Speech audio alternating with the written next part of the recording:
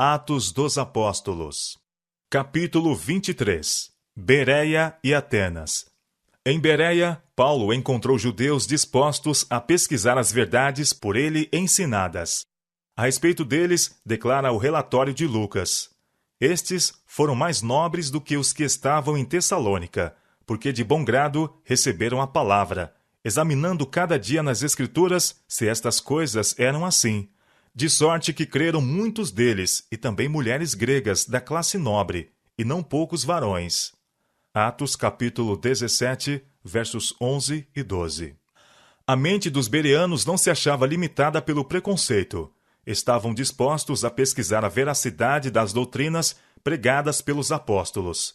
Estudavam a Bíblia não por curiosidade, mas para que pudessem aprender o que havia sido escrito a respeito do Messias prometido.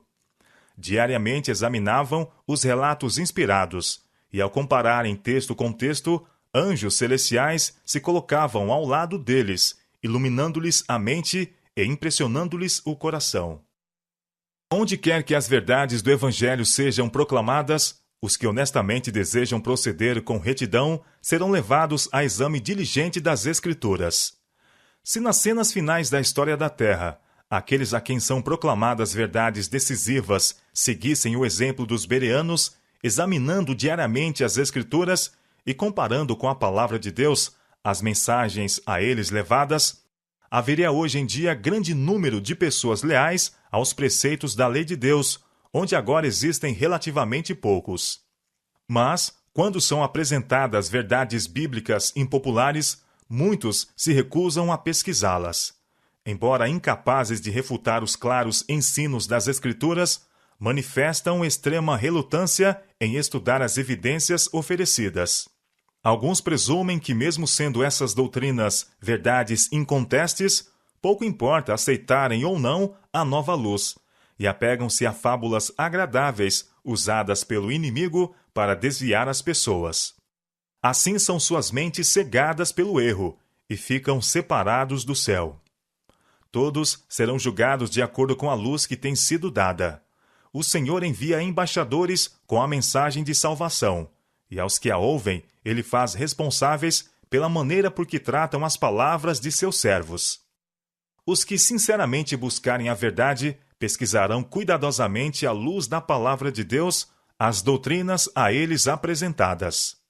Os judeus incrédulos de Tessalônica, cheios de ciúme e ódio contra os apóstolos, e não satisfeitos com havê-los expulsado de sua própria cidade, seguiram-nos até Bereia e levantaram contra eles as paixões excitáveis da classe mais baixa. Temendo que seria exercida violência contra Paulo, caso ele permanecesse ali, os irmãos o enviaram para Atenas, acompanhado de alguns novos conversos bereanos. Assim a perseguição seguiu os pregadores da verdade de cidade em cidade. Os inimigos de Cristo não puderam impedir o avanço do Evangelho, mas conseguiram tornar a tarefa dos apóstolos extremamente difícil. Embora em face de oposição e conflito, Paulo prosseguia firmemente, determinado a executar o propósito de Deus a ele revelado na visão de Jerusalém. Hei de enviar-te aos gentios de longe. Atos capítulo 22, verso 21. A inesperada partida de Paulo de Bereia privou-o da oportunidade por ele acariciada de visitar os irmãos de Tessalônica. Chegando a Atenas, o apóstolo enviou de retorno os irmãos bereanos com a mensagem para que Silas e Timóteo fossem reunir-se a ele imediatamente. Timóteo tinha vindo a Bereia antes da partida de Paulo, e com Silas tinha permanecido para prosseguir com a obra tão bem começada nesse lugar e instruir os novos conversos nos princípios da fé. A cidade de Atenas era a metrópole do paganismo. Aí Paulo não se encontrou com uma população crédula e ignorante, como em Listra, mas com um povo famoso por sua inteligência e cultura. Em todos os lugares estavam à vista estátuas de seus deuses e de heróis divinizados da história e da poesia, enquanto magnificentes arquiteturas e pinturas representavam a glória nacional e o culto popular de deidades pagãs. O senso do povo estava empolgado com o esplendor e a beleza da arte. De todos os lados, santuários, altares e templos, representando enorme despesa, exibiam suas formas maciças. Vitória das armas e feitos de homens célebres eram comemorados pela escultura, relicários e placas. Tudo isso fez de Atenas uma vasta galeria de arte. Olhando Paulo a beleza e a grandeza que o rodeavam, e vendo a cidade toda entregue à idolatria, seu espírito se encheu de zelo por Deus, a quem via desonrado por todos os lados. Seu coração se comoveu de piedade pelo povo de Atenas, que apesar de sua cultura intelectual, era ignorante do verdadeiro Deus. O apóstolo não se deixou seduzir pelo que viu nesse centro de cultura. Sua natureza espiritual estava tão atenta às atrações das coisas celestiais que a alegria e magnificência das riquezas que nunca perecerão tornavam de nenhum valor aos seus olhos a pompa e o esplendor daquilo que o circundava. Vendo a magnificência de Atenas, ele compreendeu seu poder sedutor sobre os amantes da arte e da ciência, e seu espírito ficou profundamente impressionado com a importância da obra que tinha diante de si. Nessa grande cidade, onde Deus não era adorado, Paulo foi oprimido por um sentimento de solidão e anelou a simpatia e o auxílio de seus colaboradores. No que respeita à amizade humana, sentia-se inteiramente só. Em sua epístola aos Tessalonicenses, ele exprimiu seus sentimentos nas palavras: deixar-nos ficar sós em Atenas. 1 Tessalonicenses, capítulo 3, verso 1. Obstáculos aparentemente intransponíveis se apresentaram diante dele, fazendo com que se lhe afigurasse quase sem esperança a tentativa de alcançar o coração do povo. Enquanto esperava por Silas e Timóteo, Paulo não ficou ocioso. Dissertava na sinagoga entre os judeus e os piedosos, também na praça todos os dias entre os que se encontravam ali. Atos capítulo 17, verso 17. Mas a sua principal obra em Atenas era levar as boas novas de salvação aos que não tinham clara concepção de Deus e de seu propósito em favor da raça caída. O apóstolo logo havia de enfrentar o paganismo em sua forma mais sutil e sedutora. Não demorou que os grandes homens de Atenas ouvissem a respeito da presença de mestre tão singular em sua cidade, que estava apresentando perante o povo doutrinas novas e estranhas. Alguns desses homens procuraram Paulo e entraram em conversação com ele. Logo, uma multidão de ouvintes se lhes reuniu em torno. Alguns estavam preparados para ridicularizar o apóstolo como alguém que estivesse muito abaixo deles, tanto intelectual como socialmente, e esses diziam zombeteiros: que quer dizer este paroleiro? Outros, porque lhes anunciava a Jesus e a ressurreição, diziam: parece que é pregador de deuses estranhos. Atos capítulo 17, verso 18. Entre os que se encontraram com Paulo na praça, havia alguns dos filósofos epicureus e estoicos. Mas esses e todos os demais que entraram em contato com ele, logo viram que ele tinha um conhecimento superior, mesmo ao deles. Sua capacidade intelectual impunha respeito aos letrados, ao passo que seu fervoroso e lógico raciocínio e seu poder de oratória captavam a atenção de todo o auditório. Seus ouvintes reconheciam que ele não era nenhum aprendiz, mas era capaz de enfrentar todas as classes com argumentos convincentes em favor das doutrinas que ensinava. Assim, o apóstolo permaneceu invicto, enfrentando seus opositores no próprio terreno deles. Contrapondo lógica à lógica, filosofia à filosofia, eloquência à eloquência. Seus oponentes pagãos chamavam-lhe a atenção para o fim de Sócrates, que por ser pregador de deuses estranhos tinha sido condenado à morte, e aconselhavam Paulo a não pôr sua vida em perigo enveredando pelo mesmo caminho. Mas os discursos do apóstolo cativavam a atenção do povo, e sua sabedoria sem afetação impunha-lhes admiração e respeito. Ele não foi posto em silêncio pela ciência, nem pela ironia dos filósofos, e convencendo-se de que ele estava disposto a concluir sua missão entre eles, e apesar dos riscos, a contar sua história, decidiram ouvi-lo com boa disposição. Portanto, conduziram-no ao Areópago. Esse era um dos locais mais sagrados de Atenas, e suas evocações e reminiscências eram tais que o faziam ser considerado com uma supersticiosa reverência que na mente de alguns chegava ao terror. Era nesse local que os assuntos relacionados com a religião eram muitas vezes considerados cuidadosamente por homens que atuavam como juízes finais em todas as questões mais importantes, tanto morais como civis. Ali, afastado do ruído e agitação das ruas apinhadas e do tumulto da discussão promíscua, o apóstolo podia ser ouvido sem interrupção. Ao seu redor reuniram-se poetas, artistas e filósofos, intelectuais e sábios de Atenas, que a ele assim se dirigiram. Poderemos nós saber que nova doutrina é essa de que falas? Pois coisas estranhas nos trazes aos ouvidos. Queremos, pois, saber o que vem a ser isto. Atos, capítulo 17, versos 19 e 20. Nessa hora de solene responsabilidade, o apóstolo estava calmo e confiante. Tinha o coração possuído de importante mensagem, e as palavras que lhe caíram dos lábios convenceram seus ouvintes de que ele não era nenhum paroleiro. Varões atenienses, disse ele, em tudo vos vejo um tanto supersticiosos, porque passando eu e vendo os vossos santuários, achei também um altar em que estava escrito, ao Deus desconhecido. Esse, pois, que vós honrais, não o conhecendo, é o que eu vos anuncio. Atos, capítulo 17, versos 22 e 23. Com toda a sua inteligência e conhecimento generalizado, eram eles ignorantes do Deus que criara o universo. Alguns, todavia, que ali estavam, almejavam maior luz, estavam procurando alcançar o infinito. Com a mão estendida em direção ao templo apinhado de ídolos, Paulo esvaziou seu coração e expôs os erros da religião dos atenienses.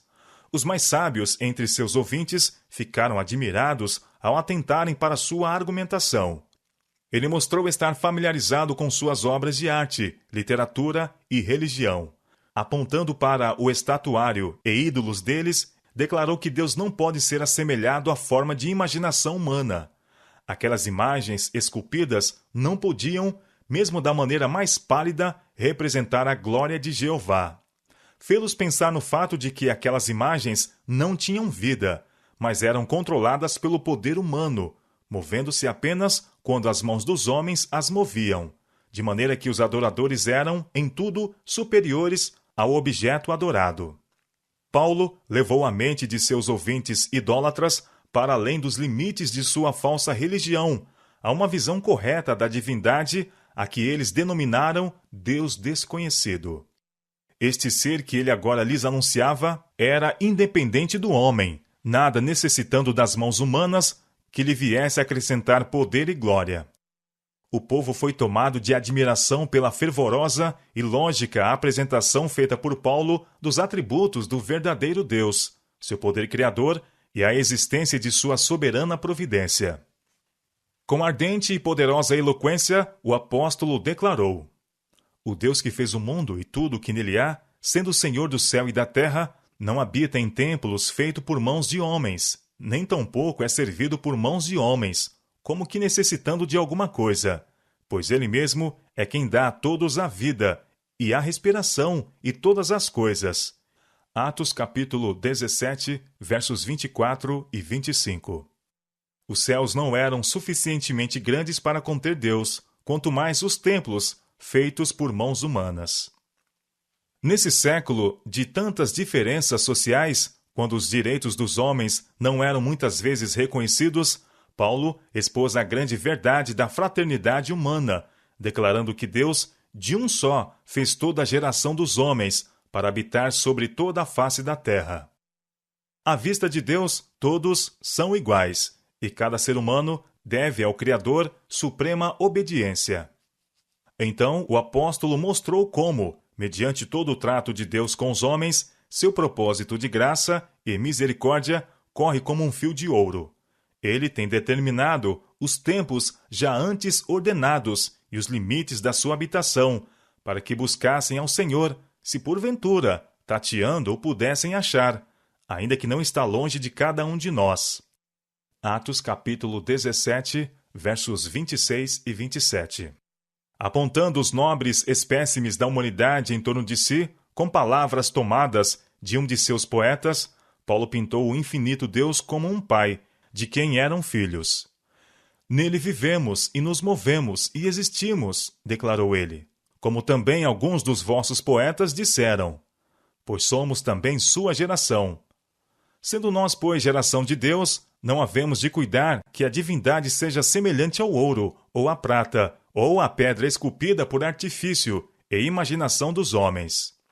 Mas Deus, não tendo em conta os tempos da ignorância, anuncia agora a todos os homens e em todo lugar que se arrependam.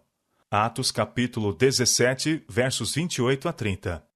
Nos séculos de treva que precederam o advento de Cristo, o Divino Soberano passou por alto a idolatria dos gentios, mas agora, por intermédio de seu Filho, enviara ele aos homens a luz da verdade, e esperava de todos o arrependimento para a salvação, não somente do pobre e humilde, mas também do altivo filósofo e dos príncipes da terra. Porquanto tem determinado um dia em que com justiça há de julgar o mundo por meio do varão que destinou.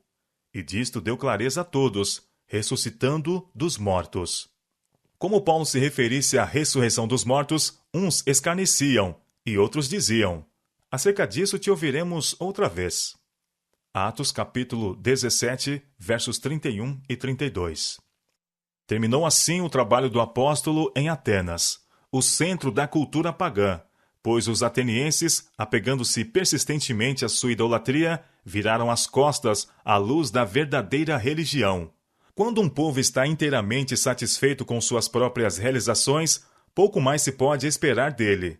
Conquanto, presumindo-se de refinamento e instrução, os atenienses estavam se tornando constantemente mais corruptos e mais satisfeitos com os vagos mistérios da idolatria. Entre os que ouviram as palavras de Paulo estavam alguns a cuja mente as verdades apresentadas levaram à convicção, mas eles não se quiseram humilhar para conhecer a Deus e aceitar o plano da salvação. Nenhuma eloquência de palavras, nem força de argumentos pode converter o pecador. Somente o poder de Deus pode imprimir a verdade no coração. Aquele que persistentemente se desvia desse poder não pode ser alcançado. Os gregos buscavam a sabedoria, e a mensagem da cruz era para eles loucura, porquanto valorizavam sua própria sabedoria mais que a sabedoria que vem do alto. Em sua sabedoria humana e orgulho intelectual se encontra a razão por que a mensagem do Evangelho teve comparativamente pouco êxito entre os atenienses. Os sábios, segundo o mundo, que forem a Cristo como pobres e perdidos pecadores, tornar-se-ão sábios para a salvação. Mas os que a ele forem como pessoas de importância, gabando-se de sua própria sabedoria, deixarão de receber a luz e o conhecimento que só ele pode dar. Assim enfrentou Paulo o paganismo de seus dias. Seus esforços em Atenas não foram inteiramente vão. Dionísio, um dos mais preeminentes cidadãos, e alguns outros aceitaram a mensagem do Evangelho e uniram-se completamente aos crentes. Para que se visse como Deus, por intermédio de seu servo, repreendeu a idolatria e os pecados de um povo orgulhoso e presumido, a inspiração nos deu este apanhado da vida dos atenienses, que com todo o seu conhecimento, refinamento e arte, estavam, não obstante, chafurdados no vício. As palavras do apóstolo e a descrição de sua atitude e circunstâncias, tais como as traçou a inspiração, deviam atingir todas as gerações futuras, dando testemunho de sua inamovível confiança, sua coragem na adversidade e a vitória por ele obtida para o cristianismo no coração do paganismo. As palavras de Paulo contêm um tesouro de conhecimento para a igreja. Estava ele numa posição em que facilmente poderia ter dito qualquer coisa que teria irritado seus orgulhosos ouvintes, colocando-se em dificuldade. Tivesse seu sermão sido um ataque direto aos deuses e aos grandes homens da cidade, e ele teria corrido o perigo de sofrer a sorte de Sócrates. Mas, com um tato nascido do divino amor, cuidadosamente ele afastou-lhes a mente de suas divindades pagãs, revelando-lhes o verdadeiro Deus, para eles desconhecido. Hoje, as verdades das Escrituras devem ser levadas perante os grandes homens do mundo, para que possam escolher entre a obediência à lei de Deus e a aliança com o príncipe do mal. Deus põe perante eles a verdade eterna, verdade que os fará sábio para a salvação, mas não os força a aceitá-la. Se lhe voltam as costas, ele os deixa entregues a si mesmos, para que se fartem com os frutos de suas próprias ações. Porque a palavra da cruz é loucura para os que perecem, mas para nós, que somos salvos, é o poder de Deus. Porque está escrito: destruirei a sabedoria dos sábios e aniquilarei a inteligência dos inteligentes. Mas Deus escolheu as coisas loucas deste mundo para confundir as sábias, e Deus escolheu as coisas fracas deste mundo para confundir as fortes. E Deus escolheu as coisas vis deste mundo e as desprezíveis, e as que não são, para aniquilar as que são. 1 Coríntios capítulo 1, versos 18, 29, 27 e 28. Muitos dos mais eminentes homens do mundo, doutos e estadistas, nestes últimos dias, volver-se-ão da luz, porque o mundo, por sua própria sabedoria, desconhece a Deus. Entretanto, os servos de Deus deverão aproveitar cada oportunidade para comunicar a verdade a esses homens. Alguns reconhecerão sua ignorância em relação às coisas de Deus e assentar-se-ão como humildes discípulos aos pés de Jesus, o Mestre por excelência. Em cada esforço para alcançar as mais altas classes, o obreiro de Deus necessita de forte fé. As aparências podem parecer desoladoras, mas na hora mais escura, a luz do alto. A força dos que amam a Deus e a Ele servem será renovada cada dia. A mente do infinito está posta a seu serviço para que, ao executarem seu propósito, não cometam erro. Mantenham esses obreiros firme até o fim o princípio de sua confiança, lembrando-se de que a luz da verdade de Deus deve brilhar em meio às trevas que envolvem nosso mundo. Não deve haver nenhum desalento em relação com o trabalho de Deus. A fé do consagrado obreiro tem de resistir a cada prova que o alcance. Deus pode e está disposto a outorgar a seus servos toda a fortaleza de que precisem e dar-lhes a sabedoria que suas variadas necessidades imponham. Ele fará mais que cumprir as mais altas expectativas dos que nele põem sua confiança.